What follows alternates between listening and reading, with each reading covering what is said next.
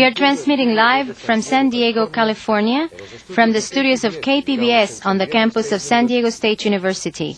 Greetings to our participants in Mexico, Panama, Costa Rica, Venezuela, Colombia, Ecuador, Paraguay, Peru, Brazil, Argentina, and other countries in Latin America. We would also like to welcome our distinguished friends at the Organization of American States in Washington, D.C. And we would like to thank once again Telecomunicaciones de Mexico and PanamSat for their satellite linkage services, which allow us to reach all of you through the wonders of telecommunications. Welcome to the program, Team Building for the Future, Groups and Organizational Spirituality, the second video conference in our 1995 series on management systems for the 21st century. I am Armando Osorio, and I will be your moderator for this video conference. We would like to remind the coordinators at each receive site to collect the attendance sheets for your site and to return them to the International Training Center as soon as possible, along with a list of names of participants interested in obtaining the certificate or diploma for this series of programs. This program is composed of 2 presentation modules and 2 question and answer sessions. We look forward to your live participation, as this interaction is a very important element in what we are trying to accomplish together. Today's topic is especially important as almost all modern management approaches and recent techniques to improve productivity rely on effective teamwork. This novel scheme of collaboration challenges the traditional organizational structures typically characterized by hierarchies and departmental division by injecting a new mandate by which all individual members of the organization must contribute directly to the achievement of common goals. This is not an era of heroes or administrative geniuses anymore. These times belong to teams. Work teams and their organizational spirituality represent the new building blocks essential to the future success of today's organizations. Without a team-building program, an organization cannot compete any longer at a national or global level. Universities, government agencies, private enterprise, small, medium, or large scale, they all must adopt this new work strategy at all levels. It is my pleasure to present to you today's guest and expert speaker, Dr. Cresencio Torres.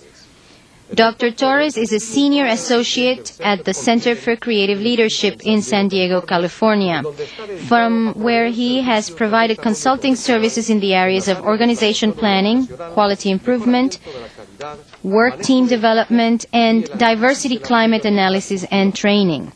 His clients include Hughes Communication Group, Honeywell, General Dynamics, New England Telephone, General Electric, General Motors, and Whirlpool. Dr. Torres has published a number of works dealing with team-building strategies, including the widely recognized books, The Manager's Official Guide to Team Working, Self-Directed Work Teams, a primer, and The Tao of Teams, a guide to team success. His latest book, to be published later this year, is entitled Team Building Resource Book. Welcome, Dr. Torres.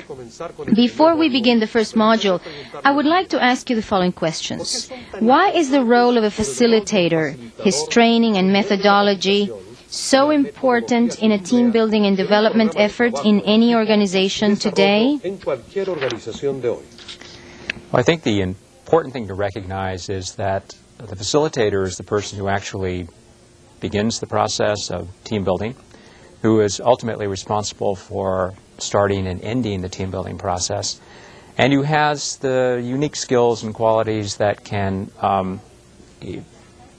support the process of team building as he or she takes the group through the beginning and ending of the time that they spend together. Can you tell us a little bit about the work you are doing currently, your latest publications? Well, there are several publications that are out, all having to do in supporting team building. The one coming out probably in the middle of this year, published by McGraw-Hill, is called the Team Building Source Book. And it's a source book where anyone that wants to do team building can pull information out and actually do team building modules. They don't have to have any particular kind of skills to do it. It's a sort of a self-help, self-module kind of a source book. There are 4 other publications and 2 other surveys that are coming out in 1995. They're all produced by the HRD Press.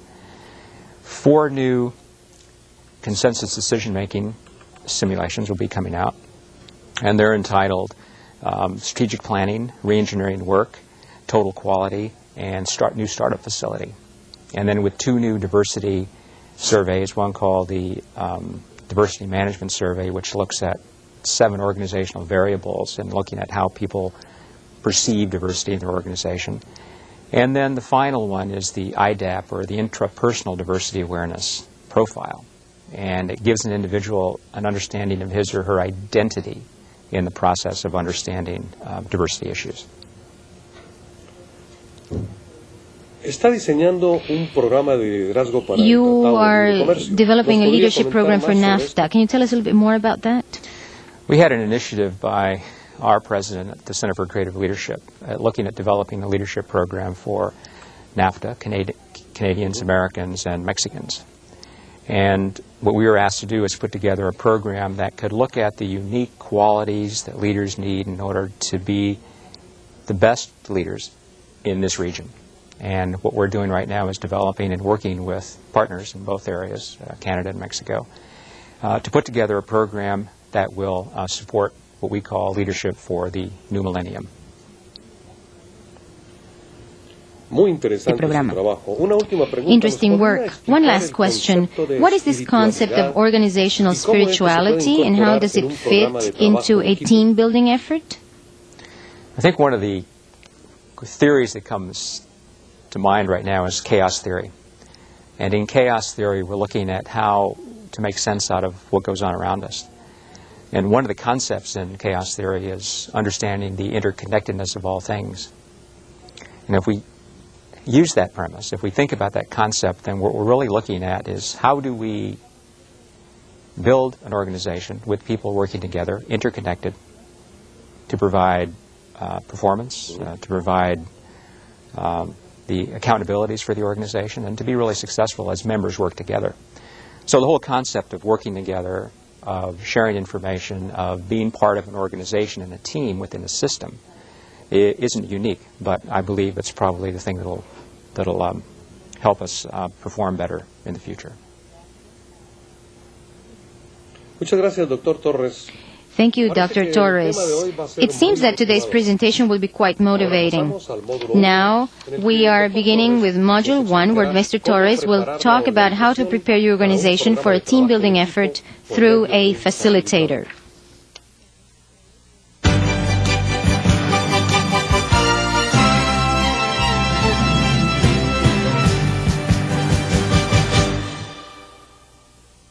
In organizations throughout the world, smart business leaders are moving away from the traditional work structures that stifle creativity, innovation, and change.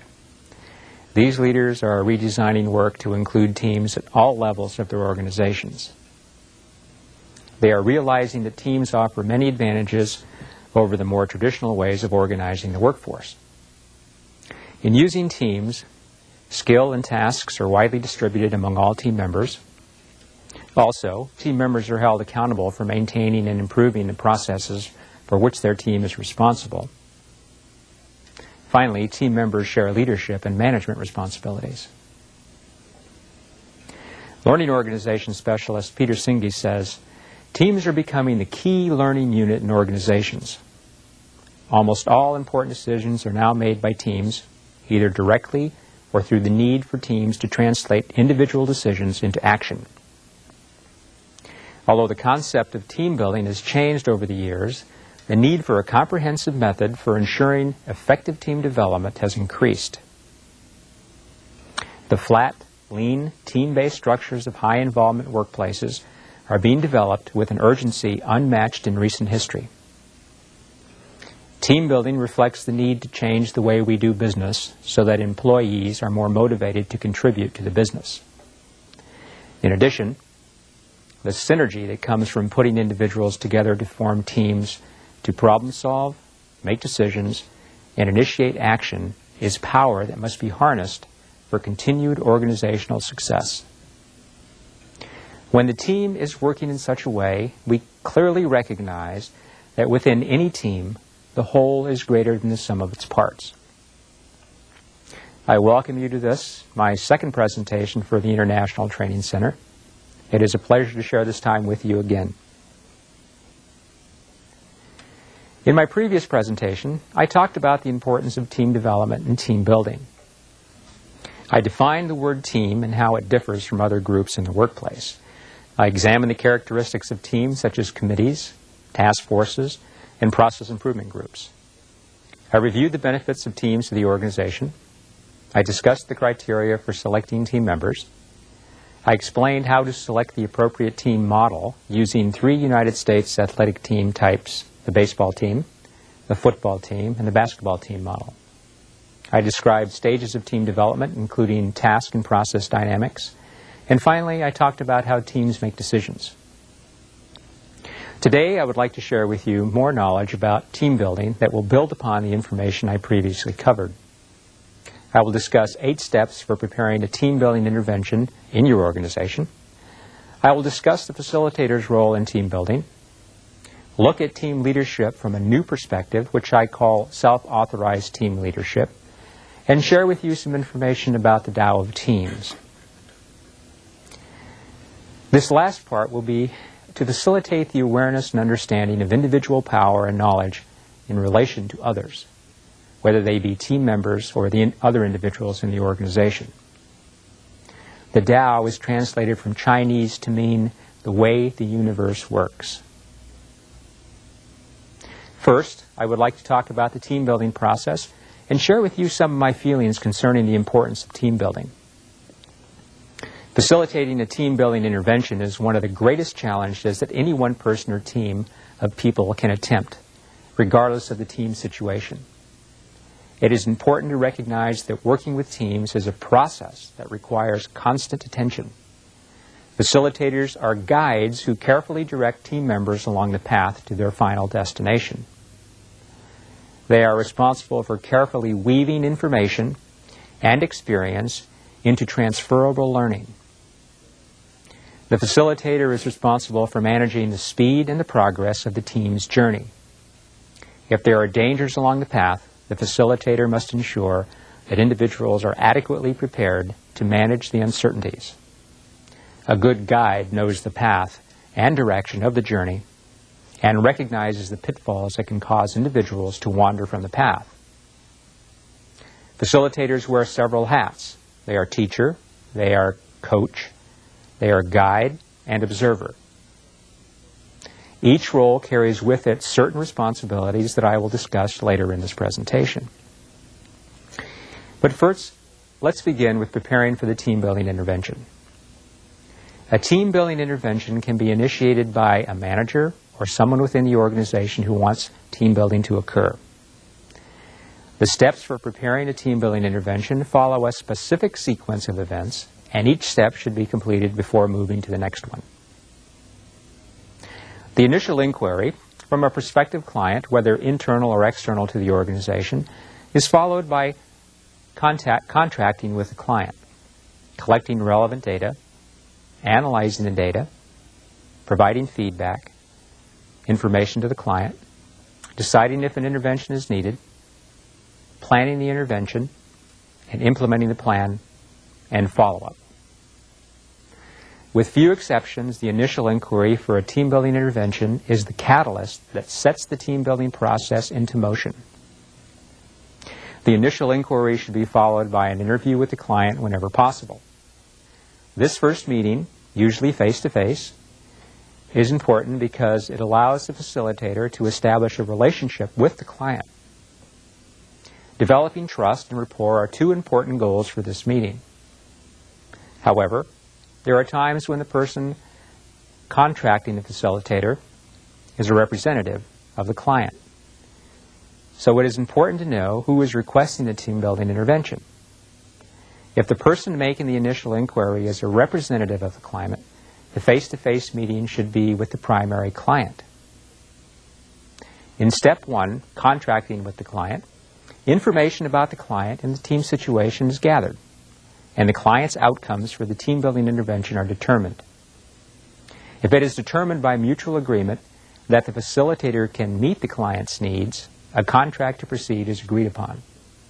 For whatever reason, if a mutual agreement cannot be reached about expectations or intervention strategies, the client should be informed about the alternative resources that are available and a referral is appropriate. It is best to be honest with the client if there are any questions concerning unethical practices or biased client motives for doing the team building intervention. In step 2, collecting relevant data, information about the team is simply collected but not analyzed in any way. The key is to gather clear, accurate, and timely information concerning the team, their interactions, and the processes that concern team members.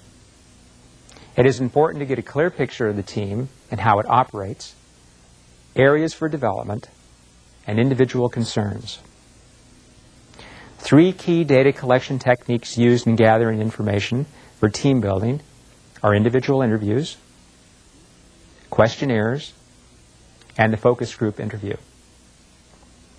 Individual interviews are the most powerful way for collecting information about how a team operates. Accomplished on a one-to-one basis, interviews allow team members to speak freely about the issues of the team.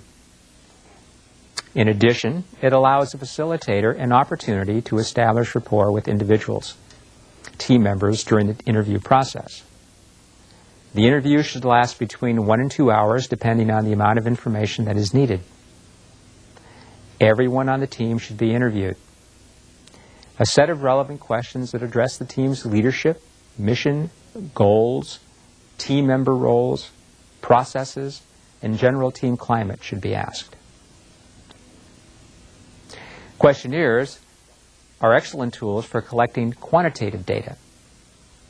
One strength of the questionnaire is that it allows team members to write, sometimes anonymously, what they may be feeling about the team. When analyzed in conjunction with interview data collected in the interview process, questionnaires can offer strong support to the overall findings. The purpose of the focus group interview is similar to the individual interview, but the discussion technique is slightly different. The interviewer attempts to involve all the people in the group and tries to hear both sides of as many issues as possible. A typical focus group session may last as long as 2 hours. Each of these methods has its own merits. The method of choice will depend on the type of information that is needed or wanted. If a combination of these 3 are used, each method will support the other. The purpose of step 3, analyzing the data, is to make sense of the data that is collected. It is like putting the pieces of a puzzle together. When you have finished, you will have a better picture of the team, but not a complete one. Remember, the information is coming from individuals who have different perceptual frames of reference concerning the team. However, team members should agree on most of the picture they describe. If not, this is important information to feed back to the client. It could indicate other types of team problems requiring different types of training interventions. How the data is analyzed will depend on the type of data collection method used. If questionnaires are used, simple statistics such as mean scores or a range of scores can offer the team excellent information for discussion. The use of statistics should be limited to simple, usable, and understandable data. If interviews are used, a thematic grouping of similar information is suggested.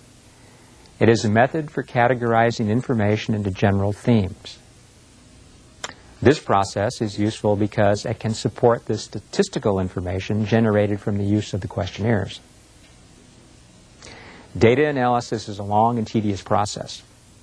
It sometimes points out the obvious when summarized for the team. Yet without the information to show the team the pieces of the puzzle and how they are fitting together, insight into the team's functioning may be lost. Step 4, feedback information, is designed to offer the client reliable information about how the team is performing. Once the information is shared, specific areas for development can be targeted for team building interventions. It is important to share information with the client first. This serves three purposes. One, the client won't be surprised about the information. Two, the information may be delicate and have political ramifications. And three, it ensures that the client knows what the data says about the team. Now, once the client understands the information, strategies may be discussed about how to manage the information in the team feedback session. The next step involves sharing information with the team. This task can be either stressful or not, depending on the information that is shared. Team members may accept it and react in a positive, supportive way, or they may reject the information entirely. If this occurs, it is important to remind the team members that the information was generated by the team itself. The team reaction to the feedback will clearly show whether or not members will be able to work together to resolve any problems associated with how they work together. It is a clear test for whether a team-building intervention will be successful or not. Now, step 5, decide if the intervention is needed, is the moment of truth. Is a team-building intervention necessary or not? This question must be discussed with the client as well as with the team. If there is support from both the client and the team, specific areas for development can be agreed upon, and the team-building intervention can move into the next phase. If it is determined by the client or the team in conjunction with the client that a team-building intervention would not be appropriate, the facilitator can discuss other possible interventions that would be more useful. If it is decided to move ahead with the team building, the facilitator must be sure about the client's desired outcomes. It is time to redefine the contract to ensure the intervention's success. Now, step 6, planning the intervention, requires that the client's outcomes are clearly understood by the facilitator. What are the key areas that the client wants the team to focus on? For example, does the team need to work on conflict resolution, problem solving, communication, trust, or meeting skills? What are the specific areas that the team building intervention will encompass? How long will the intervention last? Who will participate? Where and when will the intervention take place? These are all important questions that must be clearly answered before the intervention can be planned. Once the above questions are answered, the facilitator can begin planning. The intervention itself can run anywhere from 4 hours to a half-day session to a 1, 2, or 3-day event. Longer events can be planned, but keep in mind that time is a precious resource. The content and length of the intervention must be agreed upon by the facilitator and the client before any planning begins. Be aware that the success of most interventions is highly dependent on the skills and knowledge of the facilitator. Step 7, implementing the plan, is the actual intervention strategy that the client and facilitator have agreed upon. It is the phase in which the facilitator works with the team in the areas of their concern: conflict resolution, decision-making, developing more effective communication processes, or understanding team dynamics. Training outcomes should be specified in measurable terms at the beginning of the intervention and periodically revisited during the session. If other issues arise that are not part of the implementation plan, the facilitator must be flexible enough to adjust the sequence of the training. There are times when critical issues arise that require attention, and the facilitator must stay on constant alert to the changes in the team dynamics. Step 8. This is the follow-up. It is another aspect of the contracting process. If the client wants a formal follow-up report, the content and specifics of the report should be agreed upon before the intervention itself. In addition, it is important to determine a timeline for the report. If the follow-up is informal, the facilitator might simply make a telephone call to the client and team members to determine whether progress is being made. Again, this must be determined prior to the team building session. If further team building is requested by either the team or the client, it is important to begin at step one again. Now that we understand how to facilitate a team-building intervention, let us look next at the facilitator's role in the team-building process. The role of facilitator is one that should not be taken lightly. Good facilitators are expert in many areas. When they do their work effectively, it often looks like there is little effort in their process. Yet it takes experience in facilitating team members in difficult situations and tasks to reach a comfort level where the difficulty looks easy from outside observation. This is not to say that facilitating a team-building intervention is an easy task. If facilitators are doing their job and if they are doing it effectively, and they are managing all the dynamics that occur during the team-building effort, what they do and how they do it simply looks easy. Facilitating a team-building intervention is a task that requires 150% focus on multiple levels of team interactions. Observing the team while responding to what the team is doing requires a particular way of thinking. The facilitator must be able to filter information about the team, what they do, and how they do it. Another level is determining how one feels in relationship to what one is observing. All of these levels must be acknowledged and managed if a facilitator is to be effective. The facilitator's role in team building is that of learned guide who shares responsibility with team members for exploring issues inherent in the team's process. To begin with, the facilitator must be able to establish a climate of trust where individuals can explore their own feelings in relationship to other team members in the pursuit of team goals. In addition, the facilitator's job is to create opportunities for learning to occur. Team-building facilitators must be skilled at managing people. They should have a strong knowledge base, learn skills to support the knowledge base, and a strong sense of self-awareness. In addition, they must maintain a strong outcome orientation. Facilitators need to spend time developing their knowledge base because it serves as a foundation for their team-building experience. The knowledge base is made up of psychological concepts, models related to individual, group, and systems development, and theories about how to manage change.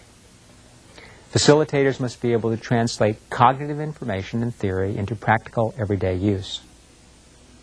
The skills required for effective translation are the abilities to communicate effectively, diagnose diverse information, accurately observe multiple levels of interaction, provide feedback on observations and insights, integrate and transfer learning, demonstrate new behaviors, and provide a safe atmosphere for learning to occur. When facilitators make their job look easy, they are using their knowledge base and learned skills to present information that is meaningful, understandable, and to the point.